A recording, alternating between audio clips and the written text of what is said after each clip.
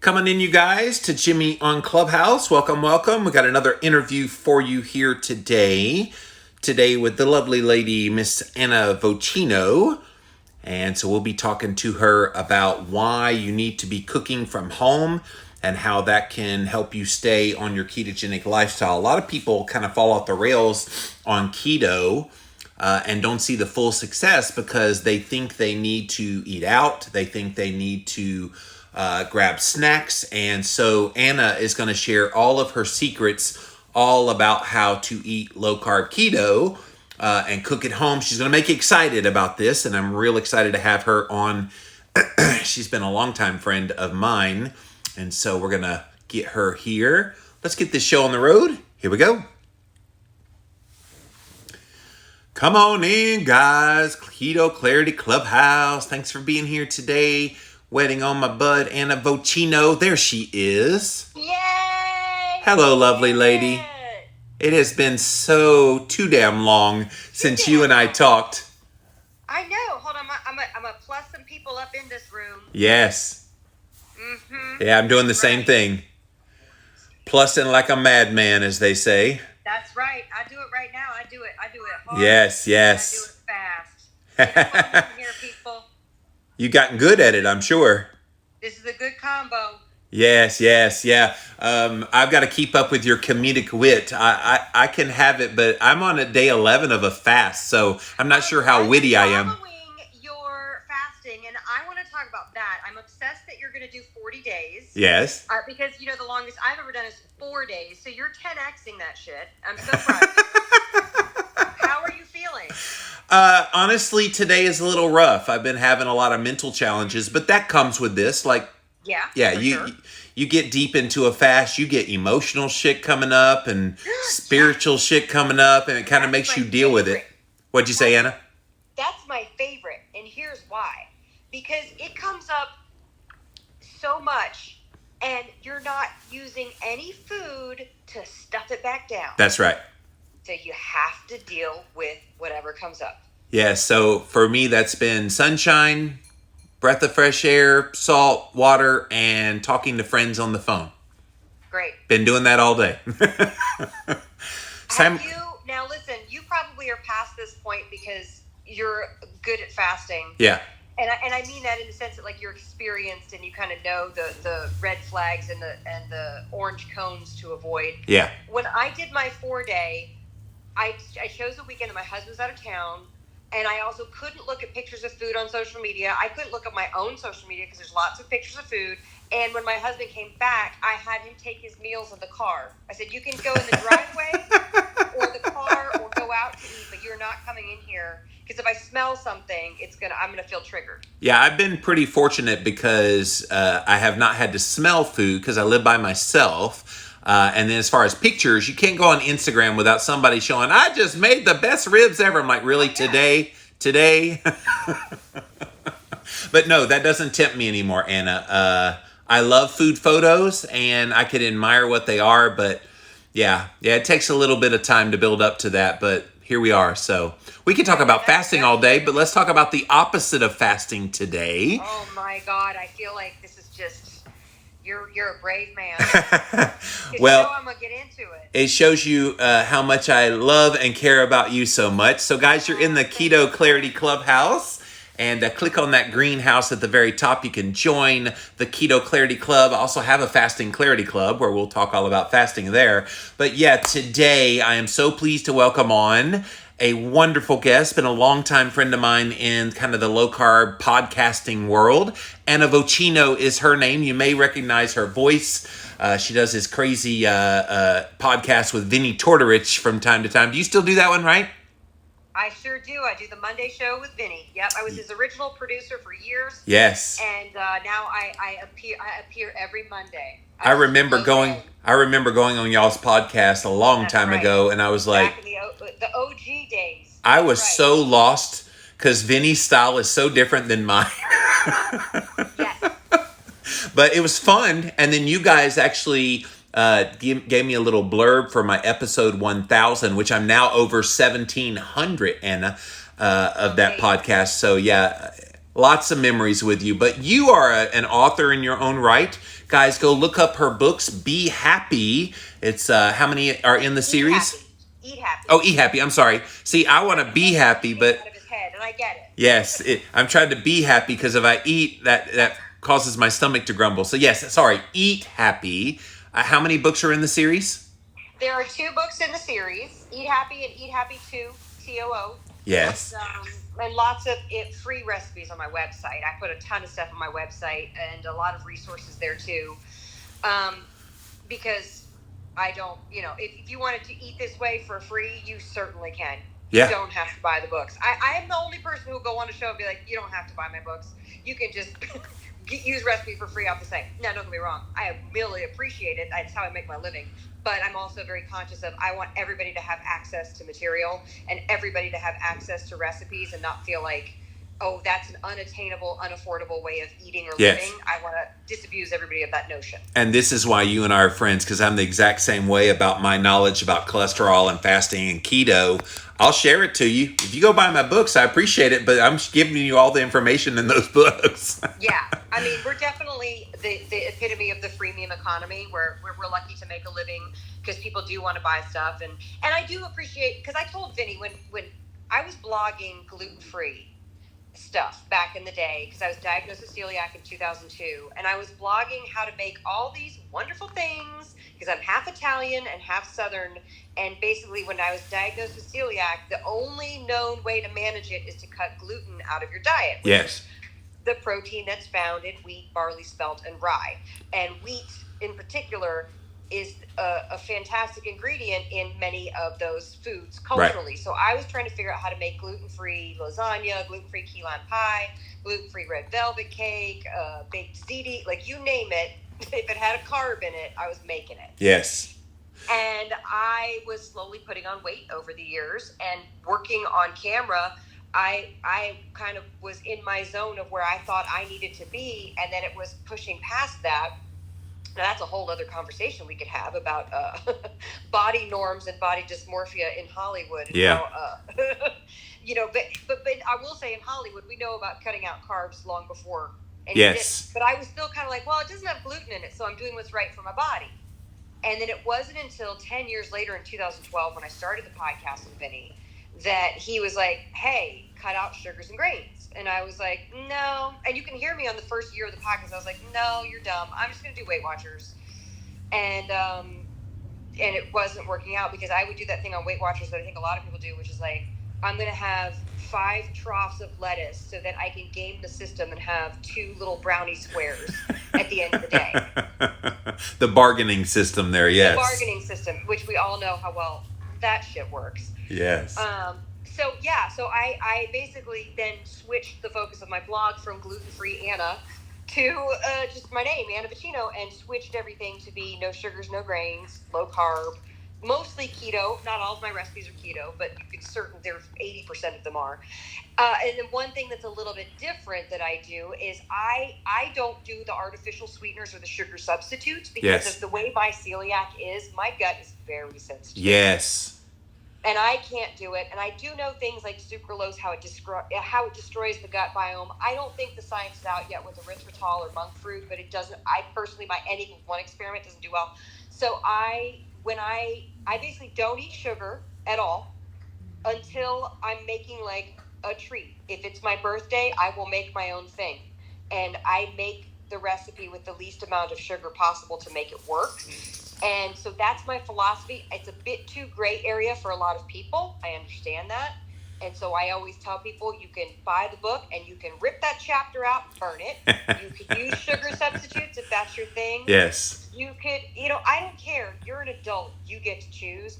But it is a thing where I have a little bit of a less, I want it to be less of a diet mindset and more of like, I live this way every day. Yes. I don't even eat dairy and eggs, by the way, either. Like, I Wow. have a very restricted diet, although my books aren't restricted like that. So Anna's best-selling cookbook is ice, hot water. I know. Listen, I'm going to sell you that cookbook, the fasting cookbook. Yes. It was so funny when I wrote the complete guide to fasting. They're like, we need 50 recipes. I'm like, crushed ice, cubed ice. How many ways can you make bone broth? It's crazy. So, guys, if you're just joining us, that is Anna Vocino. She is kind of a big deal. She's a big-time voiceover actress, as well as on the camera actress. You recently had a promotion. I think I heard you in a podcasting room the other day where you gave me a shout out. By the way, I heard that. Thank you for that. Oh, good. Yes, and so you recently got a pretty cool gig. Oh yes, no, I've since March 2019 I've been voicing promos for NBC. Nice. But in 2014 I was the first woman to get a big night of shows and it was for ABC for the Shondaland shows, Grey's Anatomy, Scandal, and How to Get Away with Murder. Those Yes. were 3 at the time. That was the block. And the producer who hired me, a woman named Melissa King, was trying to get a female voice on the air at ABC for years. Just couldn't do it. And I always joke, like, they were like, wow, what are we saying? We're going to have a broad on the air? like the scratch track, right? Like, she's not going to do the actual voice. But no, they finally broke down and they had me do that. And I didn't even realize what a big deal it was. And then it was a big deal. Wound up winning all these awards, at least in the promo community. Because, every community has their awards and stuff. Yes, of course. But, no one else cares, but, like, the promo community cared. And it was an interesting thing. And then to go from that to NBC, where I voiced... What happened? Sorry, did I blank out? You blanked out? Yeah, you voiced what? You know what? Because a call came in and I immediately declined it. I always wondered what happened. Yes, you go quiet. You said, and I voiced, and you went completely quiet. Okay. So when I got the NBC job in March of 2019, I went from voicing one night of shows to voicing all the nights of shows that aren't dramas, and now they're rotating between some of us. They brought one of the dudes back. Yeah. Hurt my feelings a little bit, but that's all right. What are you gonna do? I'm gonna, like I said, I'm gonna ride that wagon until the wheels fall off. Yes, of course. In the business I'm in, of voiceover and being a comic and being an actor, you have zero say in somebody hiring you. Yeah. The only time you have any power or control is when you audition for something. That's the only time that you get to do whatever it is that you want to do. So think about what it's like to have no control over stuff, and then you could maybe possibly want to use food. And you wonder why people in the entertainment industry are so messed up and have problems with food, drugs, alcohol, shopping, sex, gambling, like you name it. It's because it is one of the perils of the industry, and you're ignored for so long, and then all of a sudden people start hiring you. Yes. And also, too, the other thing that I thought was so crazy, I came from a food scarce home growing up, and so to then finally make some money, and then to find out, but you can't eat because you have to stay a certain size if you're going to work. I was like, that's crazy. Like, I can finally afford to eat food, and now I can't eat the food. Then back to low carb, So your voice gets you the money, but this is your passion, talking about cooking at home and grabbing back your health from that. So why don't we get into the nitty-gritty of that? Because, Anna, so many people... They go low carb, they go no sugar, no grains, like you and Vinny have talked about for years. They go keto, they go carnivore.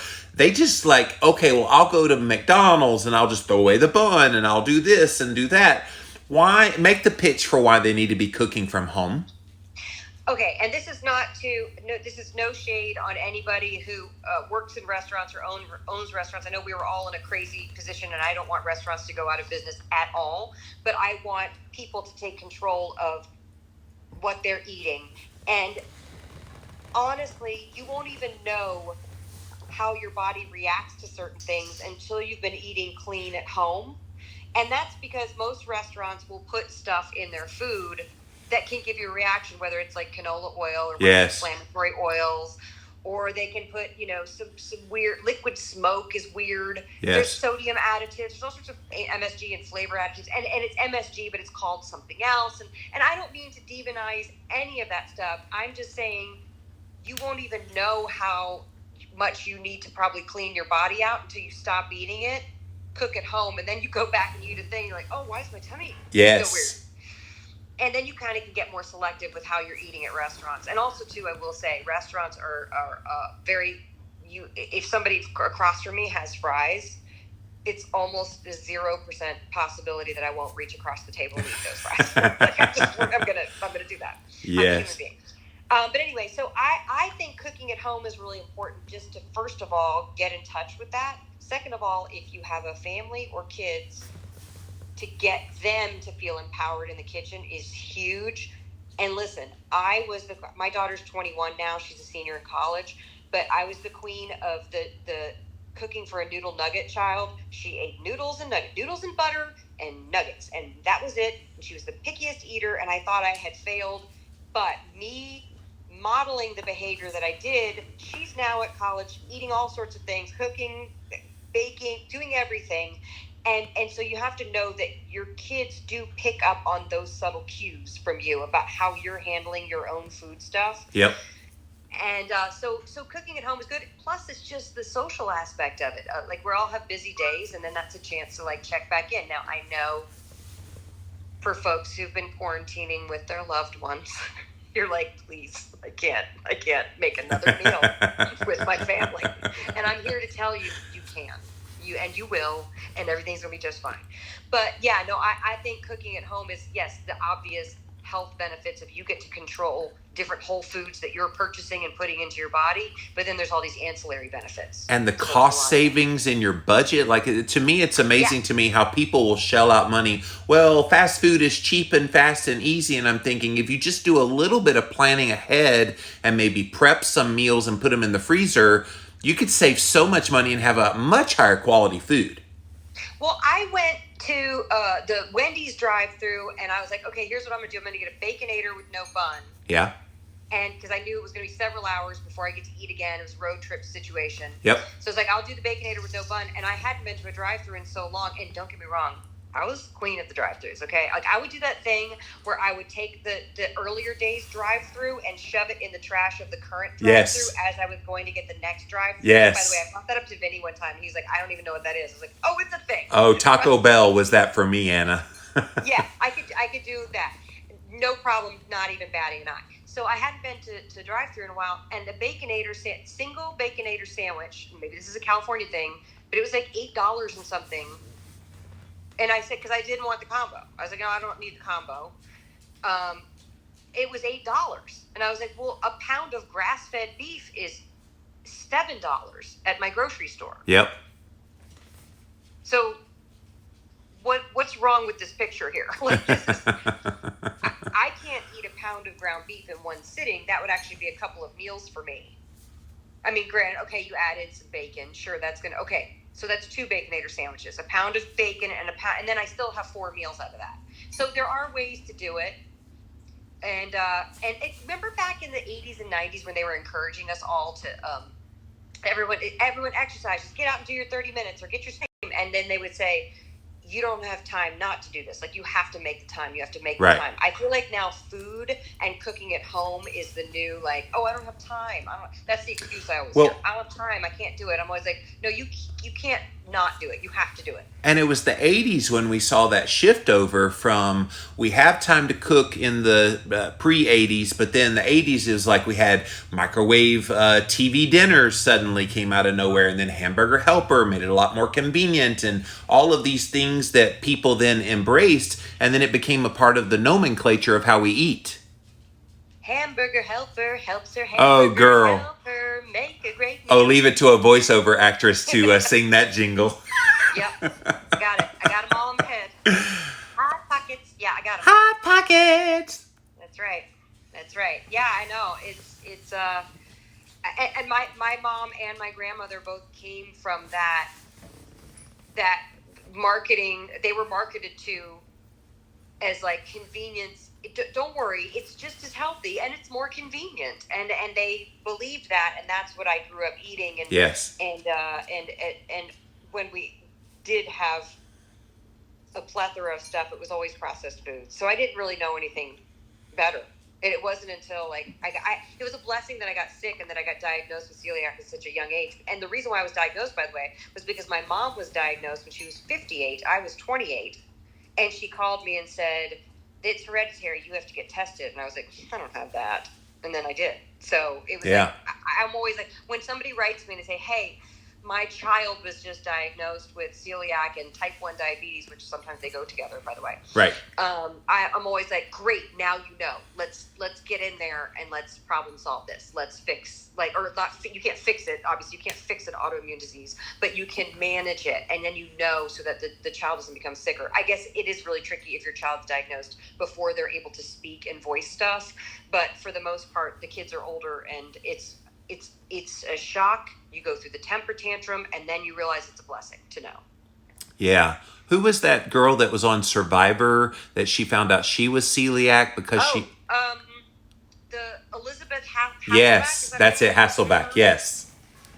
Yeah, because she had the same thing happen she brought a lot of awareness to it. Yes. She was huge bringing awareness to it. I think she kind of kicked off the gluten-free movement, which gluten-free was good, but it was like halfway there. It wasn't all the way there for a lot of people.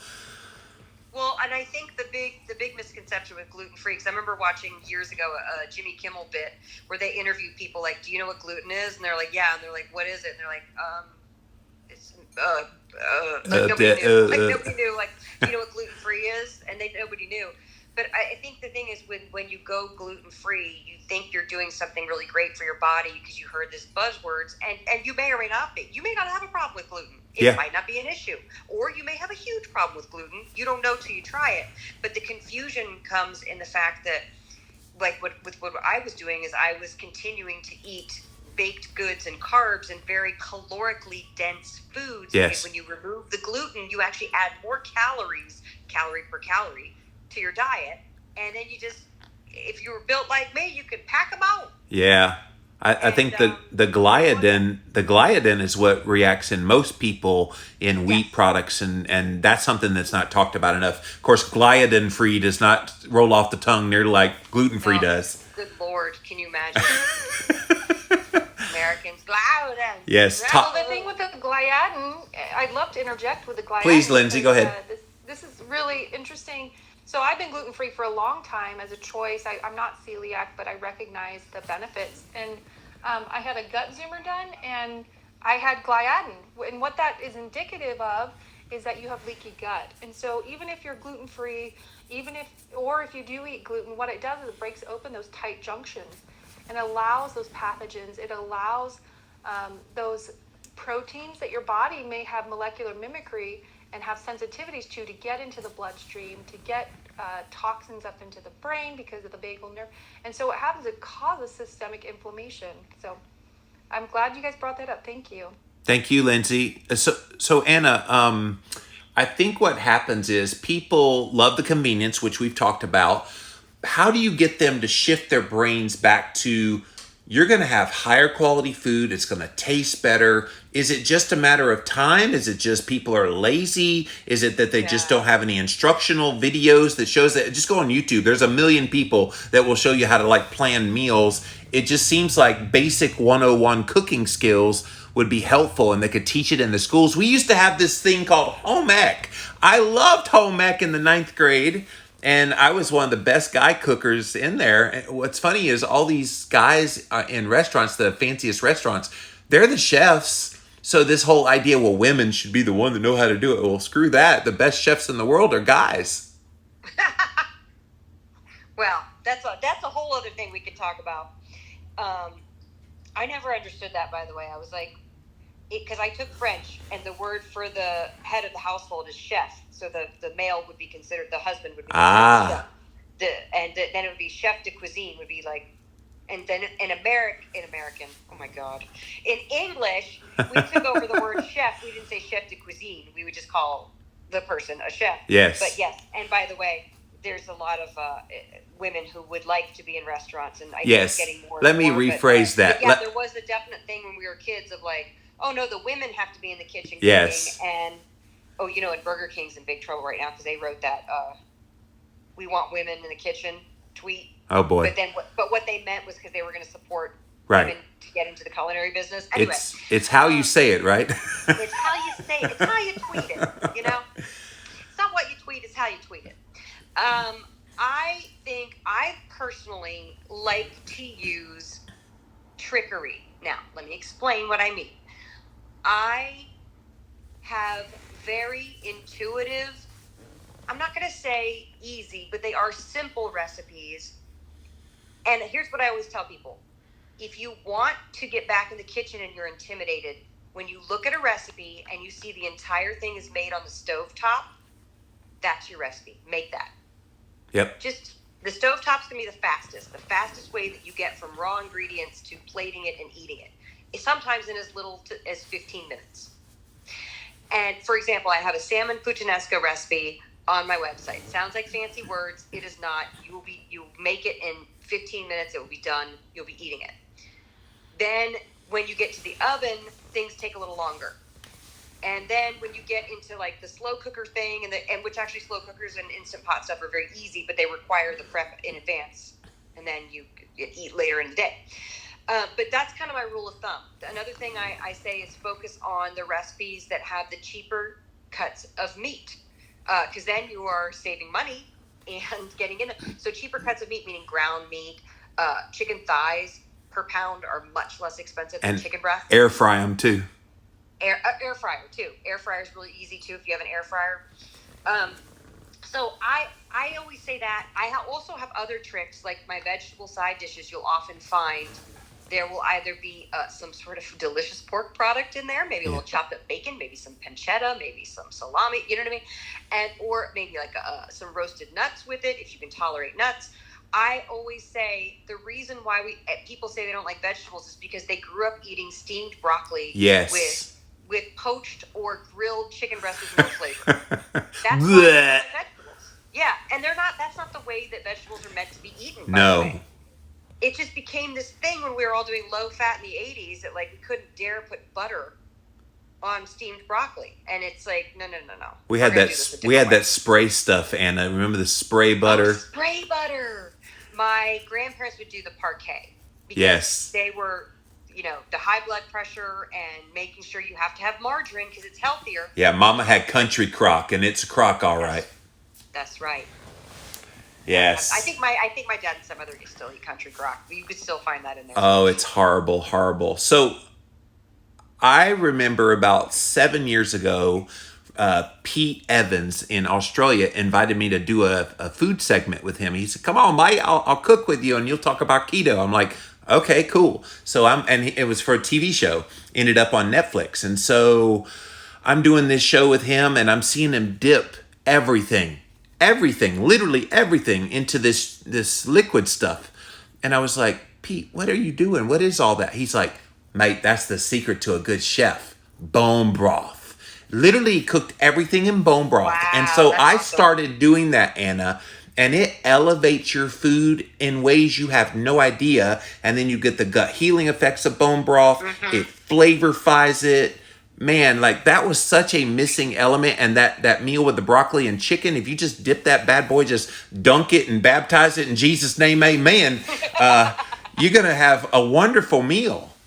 Well, if you think about it, the concept of a lot of things that we like to eat, like slow cooker stuff, Instant Pot stuff that's cooked in the pan, braising is using a liquid to let it it halfway poaches, it halfway boils in the liquid, and also uses the steam that comes up. So if you think about it, the more liquid you put into something, have you seen where they have those injectors where you can take the bone broth and inject it into the meat? Yes. Same idea. You're using so much moisture, and you're absolutely correct. You got all the electrolytes from the bone broth, all the gut healing properties. Hold on, I have to sneeze. I'm muting. Achoo! See, I'm giving you sound effects, Anna. Okay, I did it. You did it. I'm back. Back in black. Yeah, that's great. I love it. Yes. Bone broth was such a game changer for me. And if you're not already cooking with bone broth, you guys, that is going to make you want to cook at home. Like literally, I can cook vegetables and chicken. You could literally cook anything in it. It's wonderful. By the way, pro tip, save every scrap that you have and put it in a Ziploc bag in the freezer. And then, then you say like every Sunday you take whatever's in there, dump it in your Instant Pot or your slow cooker, and just make your bone broth. Yes, you don't have to go buy special bone, because that's another thing. If you can get bones, that's great, but why not use the stuff that you have, repurpose the stuff that you have? If you ever buy a rotisserie chicken, Yes. you could make several rounds of bone broth with that thing. Yes, although I will tell you what I do with the carcass after a rotisserie. I throw it to my girls in the backyard. I got 15 backyard chickens. They love chicken. I know it's That's weird. cannibalism, Jimmy. Yes, That's but it works, and those egg yolks are so yummy. Oh my goodness, so good. I'm not kidding you. The egg yolks from the chickens eating chickens. Yes, that's unbelievable. Said cannibalism allowed, Lindsay, when it comes to chickens, apparently. So. Well, let's reset the room, you guys. You are in the Keto Clarity Club here on Clubhouse. And so click on that green house at the very top. You can subscribe to my channel. We've only been on for a few days, but we're going to try to do lots and lots of wonderful interviews with people I know. I'm the old guy. Everybody calls me the OG Anna, but it just stands for old guy in the community. And so I know how to interview people, and I've known Anna for a very long time. Definitely go follow Anna. Go get her books, the Eat Happy books, which we've been talking about here. We're going to invite you up right now. I see Lindsay and Brian are up on stage, but if you want to talk to Anna about how you can start. Brian. What'd you say? Hey, Anna, how are you? I'm great. Nice to see you here. Yes, thank you so much. And when I saw that you were going to be on Jimmy's channel here today, I mean, you talk about being a fanboy or whatever the terminology is. I was like, well, my two favorite people, Jimmy and Anna, are on together. And I just was, I told my wife, Mary, I'm like, guess who's going to be on today? So just a great pleasure to speak with you both. Thank you, Brian. I was in the middle of my little promo, Anna, and I was like, oh, okay, he said hi. Hi, Brian. All right, I'm going to finish the promo, and then we'll come to you guys. All right, so where was I? Keto Clarity, that's where you are. Click on the house, subscribe, all that jazz. And then we're also over here on Instagram Live. Jimmy on Clubhouse over there. You can watch it live there. And then on the replay on IGTV, we also throw that up over on YouTube. As far as I know, I don't know anybody else on Clubhouse that's recording it the way I'm doing it, but I've always done things the weird way, Anna. Breaking new ground. Okay. Now we're ready. Yeah. Now we're ready for Lindsay. What you got for us, Lindsay? I just wanted to also say, Anna, I love that you bring the simplicity and the fun back into the kitchen. And I think that's what's really a lot of times been lost, along with the knowledge. When I think about generationally, you guys mentioned this, when you think about what our kids or our grandkids, depending on where you are in life, or nieces and nephews, what they think food is versus what our grandparents know to be food, and how even when we grew up talking about Hamburger Helper and things, that it comes from a box, that it comes from a can, that food is packaged, and when in reality that's just dead food. It has no life-giving energy, whereas our grandparents understood and had a connection with their food source, with the livestock, with the life and death cycle, as you were describing, Jimmy, and also with how real food comes from the earth, and it has that life-giving energy, and that it can be a joy to be in the kitchen. I think we've taken and stripped that whole connection with life and with joy out of the kitchen, and it's just become, well, we just drive through, we eat something to satisfy that hole in our stomach.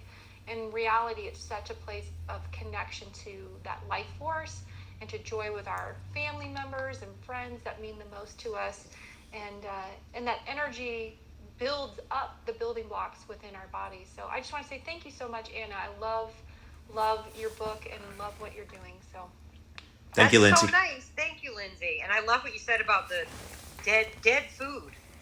Screw dead food. We want live food. Yes, yeah, and literally live food with like the cultured foods. Like Mama used to get sauerkraut from the middle aisle, and I'm like, all right, it tasted like sauerkraut, but it didn't have all the gut health benefits. Why would you waste sauerkraut like that? You know, make some at home, let it culture, and get those good healthy bugs for your gut, right? Absolutely. Yeah. I remember growing up as a kid in the 80s, and it was Hamburger Helper, a can of green beans, a can of corn, and Grand's biscuits. That was what we had literally for dinner every night.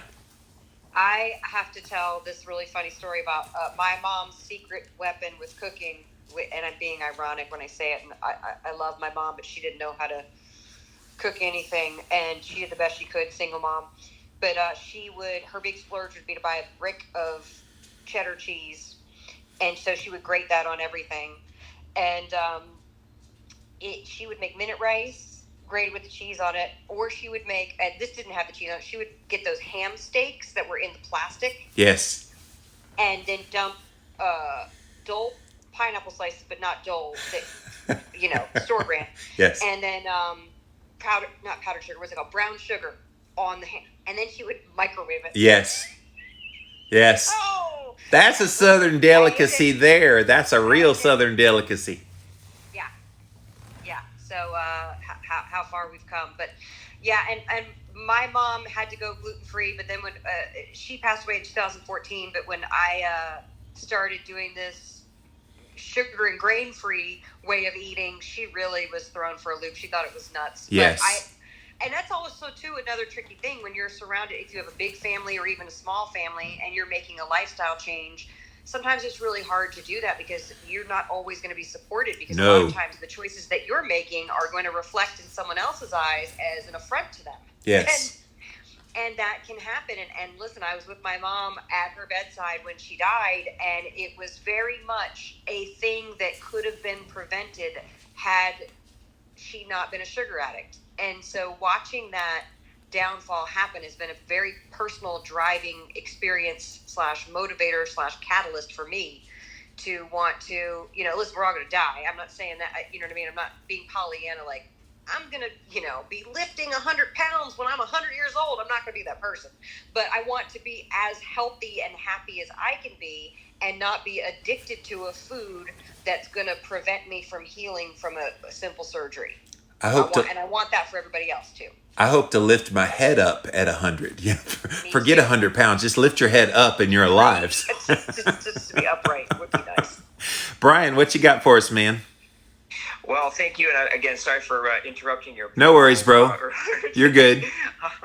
But Anna, I just wanted to say a couple of things. First of all, your cookbooks, both Eat Happy 1, Eat Happy 2, have been instrumental on all of our dinners. I'd say probably 95% of our dinners come from either one of those two books. Not only that, our Christmas dinners, holiday dinners, whatever the holiday is, we have recipes from your books, and it's just amazing. Not only that, I want to share another story too. My mother and father-in-law, my mother-in-law does not like to cook at all. But since I've purchased your books and I've given them some leftovers, they're like, hey, this tastes actually really good. And so this past Christmas, I gave them your two books. I bought your two books and gave them as presents.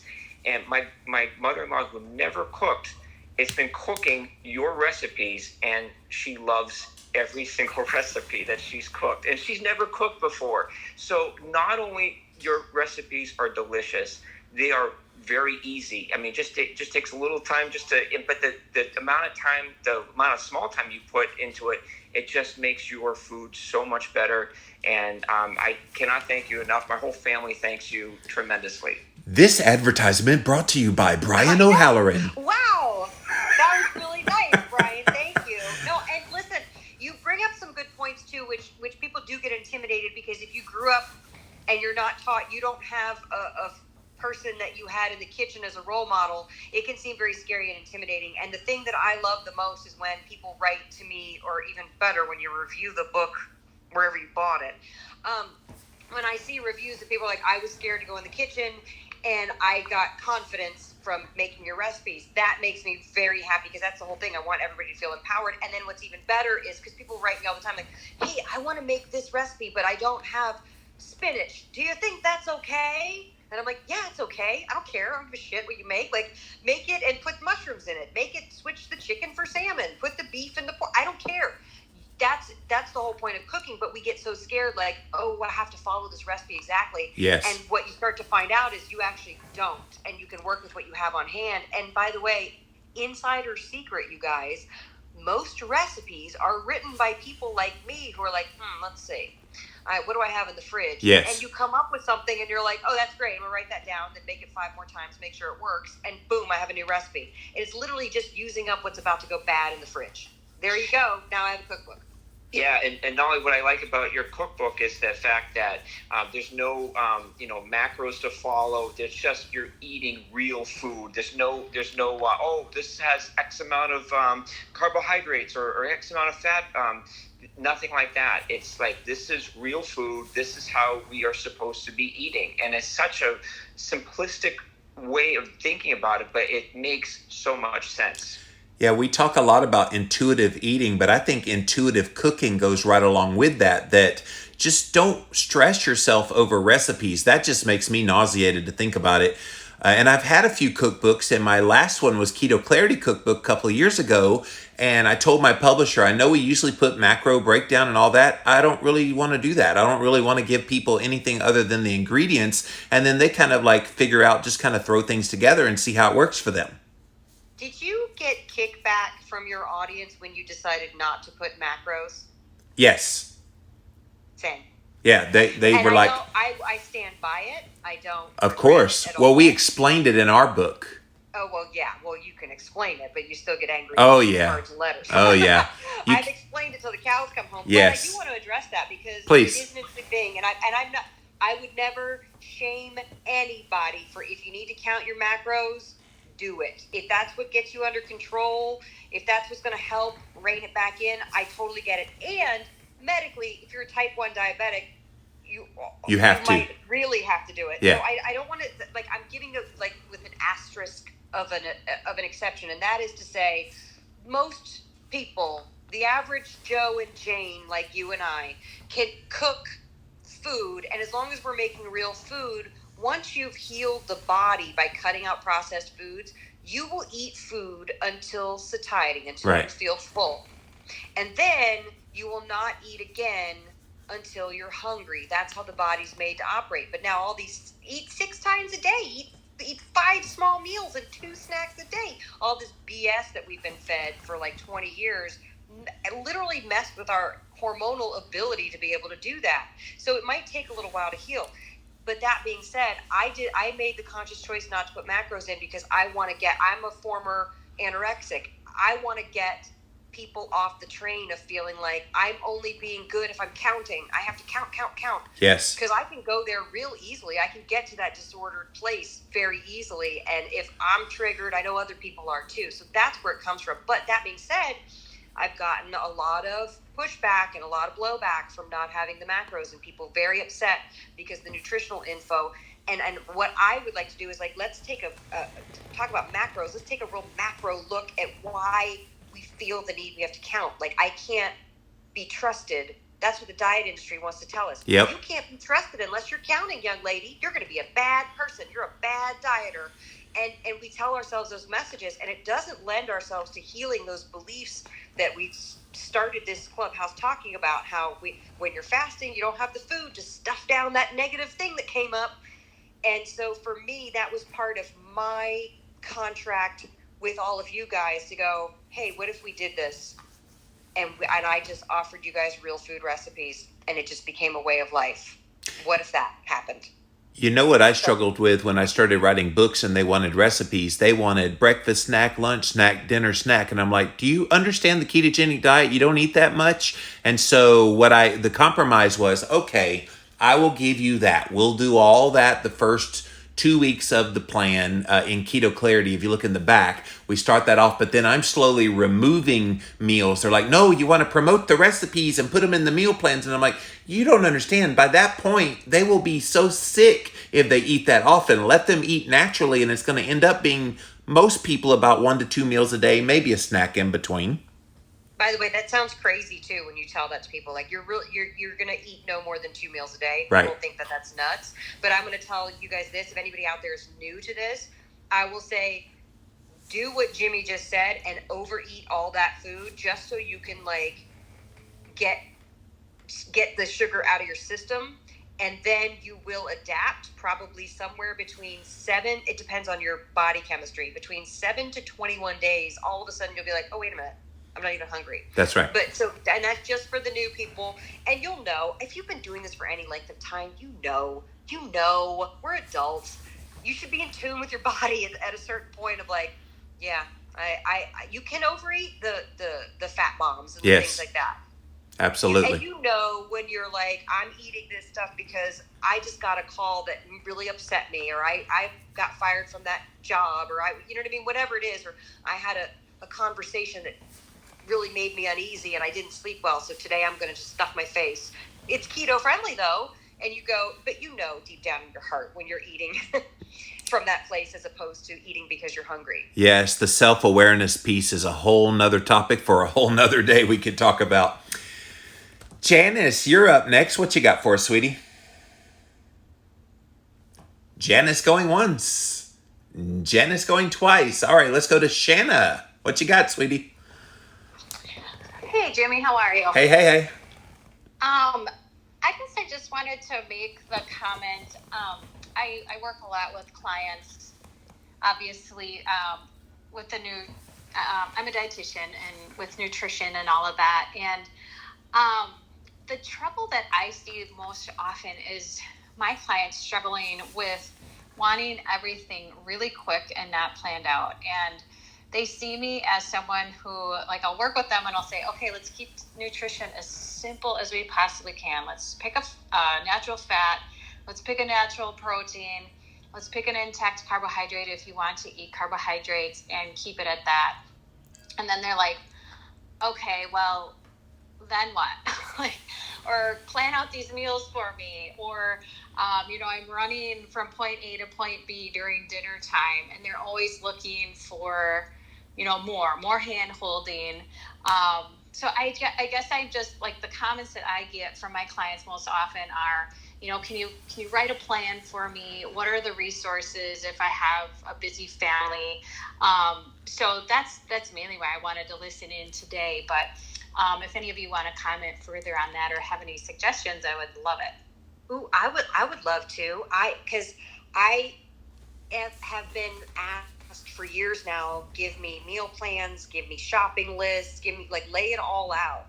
And it's an interesting thing. And because, again, if you're just going through your day-to-day life, right? You just go through your life and you probably put a shopping list in your phone because you're thinking of, like, oh, wait, I need to get more milk. I need chicken. I need it.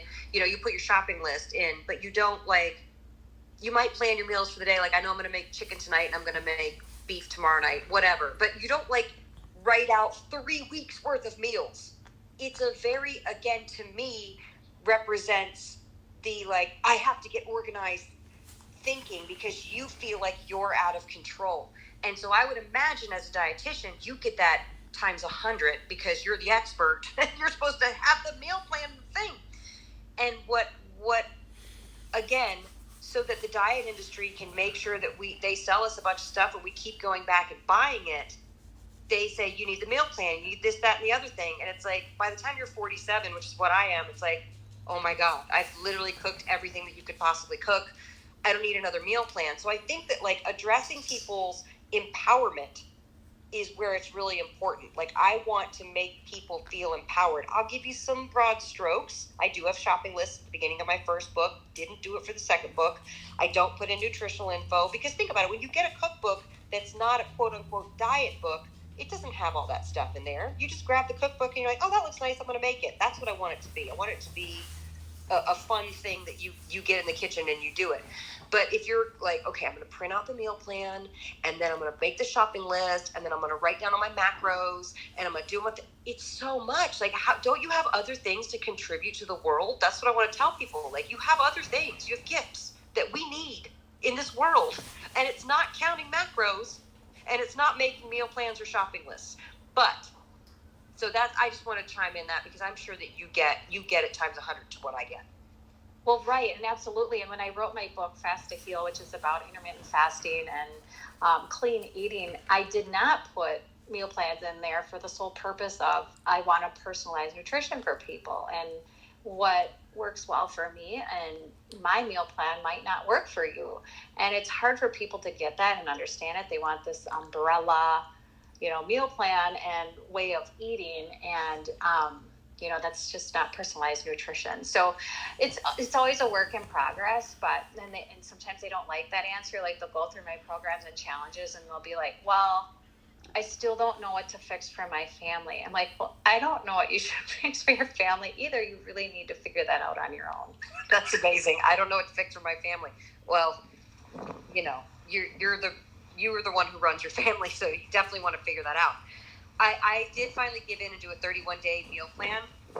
I wrote it for this past New Year's because, you know, that's when most people come to my work is January 1st.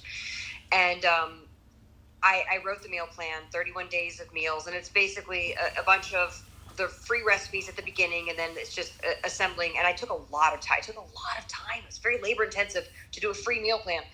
And did 31 days of just breakfast, lunch, and dinner. And as I'm writing it, I'm going, this is crazy because I don't even eat breakfast. I was like, why am I writing breakfast things? But I was like, well, some people want to eat breakfast. Okay, I'll put that in there. And I know I was going to get asked about snacks. So I basically had like this 8-page PDF instructional that went along with it. And I was like, this is funny because I'm now getting super bossy with people that I didn't ever want to get. I never wanted to get to that point. So what I did was I put a little a trick in there that said, if you're going to do this meal plan, make sure you tag me, take a picture, tag it, and put it in, you know, I have a very active Facebook group. And I have had up through day 3 people tagging me. Nobody tags anymore. Like, because they don't actually do it. Right. Right. So true. I'm with you. Like, these meal plans are so much work, and it's like, let me give you the resources. I want to give you the fish so you can go fish. That's exactly what you're talking about, Anna and Shanna. Like, here's your fish. Let me show you how to go fish. Let me teach you how to take these ingredients and use your imagination and create. Yes. When she said Anna and Shanna, I was like, Anna, Shanna, Bobana, Banana. Hell yeah. Janice, are you back? Did you want to have a question or comment? Yeah, I'm here. I mistakenly raised my hand. I was taking a walk at lunch outside on the gorgeous day here in Maryland, and but I think you're very brave doing a fast and talking about all this yummy food. Yeah, Anna said the same thing. She's like, if we make it through this interview, you're a godsend. But anyway, that's all. No worries. Thank you, Janice. Yes, I'm doing okay, I know, guys. I thought, does Jimmy want to reschedule? No, this is building character, my dear. This is building character. It's right. That's right. So, What I will say this: when I broke my 4-day fast, and again, for those of you who are new to this room, Jimmy's doing a 40-day fast. He's on day 11, and he's kicking ass. He's 10xing my wee little 4-day fast, which was excruciatingly long for me. 4's long, yes. It felt long, but you're doing 40. I broke it with cucumbers and salt, and I thought Nice. It was the best thing I'd ever eaten. Good. Oh, yeah, that first meal after a long fast. I've never done 40. I've done 21 3 times, but that first meal, you think, oh my, and it doesn't matter what it is. It could be literally anything, and it's going to taste better than anything you've tasted before. That's right. That's right. So now we are all primed up for keto cooking at home. Grab back your health, you guys. Anna Vocino, go get her books, Eat Happy, 2 of them, and Brian was the heavy endorser of that. Brian, you want to do your last one? Go get Anna Vocino's Eat Happy and Eat Happy too. Well, not only that, I have to say that right now I'm in the middle of finishing up leftovers of the cheese stuffed meatballs that were in Eat Happy. So I had a little bit of leftovers, and I'm enjoying them for lunch, and delicious. That's all. That's cool. So Anna, I can't let you get out of here without doing the Grey's Anatomy promo. I have to hear that. Oh, well, now it's NBC. So NBC. So do an NBC one. Sorry. Let me see. Hold on. I'm actually going to read. I'll read something that I had to read this week for them. Oh, yeah. Okay. So this is for the radio. It hasn't even aired yet. I'm probably not even supposed to read it, but here we go. Oh, here we go. Oh, Christopher Maloney and Mariska Hargitay together again in Law & Order SVU and the premiere of Law & Order Organized Crime.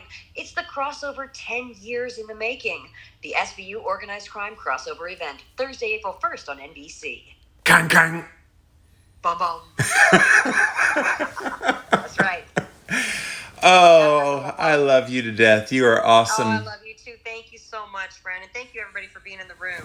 Yes, thank you guys for being here. You've been in the Keto Clarity Clubhouse here today. Go click on the greenhouse at the top if you like guests like Anna. I know a lot of people in my Rolodex. We're trying to bring them all on the Clubhouse. Thankfully, Anna was already there, and I'm like, girl, let's do this. Let's So do it. go subscribe. We'll keep doing these. I'm not doing these every day, every week, but every other week I try to bulk them here. So go check out the full list. Just click on my bio. You can see all of who's coming up. Let me just do that real quick. Looks like tomorrow, Kiana Williams about dealing with negativity. We never deal with haters, do we, Anna? I know, right? And then Friday, Dr. Linda Anagawa is going to talk about what to do when keto's not working. She's got strategies from her clinical practice. So thank you guys for being here Those today. Are both great. Yes, girl, you know I bring my A game when it comes to interviews. So thank you guys for being here, and we'll see you around the clubhouse. Thank you, Jimmy. Thank Thanks, you. everybody. Bye, guys.